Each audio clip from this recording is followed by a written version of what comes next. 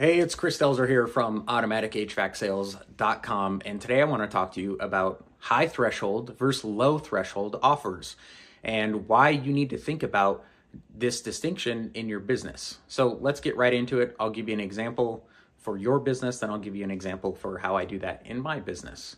So in your business, a high threshold offer is making an offer for someone to come out to a salesperson to come out to someone's house right away. So for example, you might have something on your website or an ad that says free quotes. We give free quotes. Click here, call us, book an appointment with the salesperson right now. Now you might not say a salesperson, you might say comfort consultant, you might say technician, whatever it may be. But the fact of the matter is a salesperson is going to someone's house. That's a high threshold offer. A lot of people don't like salespeople. A lot of people don't want the first interaction with your company to be from a salesperson. So a low threshold offer you might be able to use, and this is where I get a lot of pushback from HVAC contractors because they want jobs now. They want book jobs right now, right? They want money now. But a low threshold offer could be the guide to, let's say you live in the town of Pleasantville. The guide or the Pleasantville homeowner's guide to replacing your air conditioning system this year. Now that's a low threshold offer. Someone can click on that link or on your website or in an email and just simply enter their name and email address to get that free report from you. But this requires you to do follow-up marketing, right? This requires you to nurture them. Then it requires you to make an offer to them. And that offer could be, hey, after they download the guide in a couple days, maybe you can follow up via email, text message, phone call. And then you can offer to send a salesperson out to their house. Or even better, you can give them the choice to go to your website and book the salesperson to come out to your house. So they don't have to talk to anyone. It's a low threshold offer, right? That's I think a really concrete example.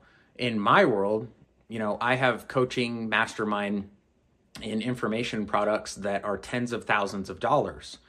If I came out and offered that to you initially without you getting to know me or what I'm all about or, how I can help you, the value I can bring, it would never happen. You're like, who is this clown on the internet trying to sell me something for $25,000? I don't know who this guy is. He looks like he's never, done anything in his life. But I have worked at an HVAC company selling commercial and residential replacement equipment, but that doesn't matter. So that's a high threshold offer. Me trying to get you to pay me $25,000 right now for one of my programs that I offer people. A better option would be, hey, here's a free report on how you can get out from under the thumb of Google and stop spending so much money on ads. Or, here's how you can sell more retrofit replacement leads without spending a dime on advertising. I do make offers similar to that. That's a much lower threshold offer. You can click on over to my website and you can see, oh, hey, all I need to do is give my first name and email to this guy, and then I can get this report on how to sell more retrofit replacements. That's a low threshold offer. So I want you to start thinking about,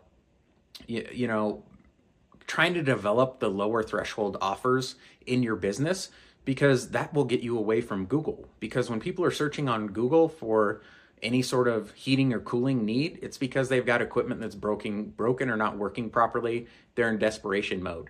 That's a very small percentage of the population of your service area. I'd say less than 1%, maybe 0.25%.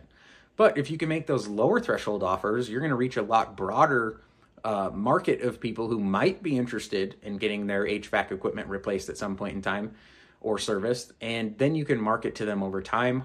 And to do that, you need a low threshold offer. So that'd be my suggestion to you. Let me know what you think in the comments. Is it reasonable? Is it not? I know most of you guys out there want money now. You need book jobs now.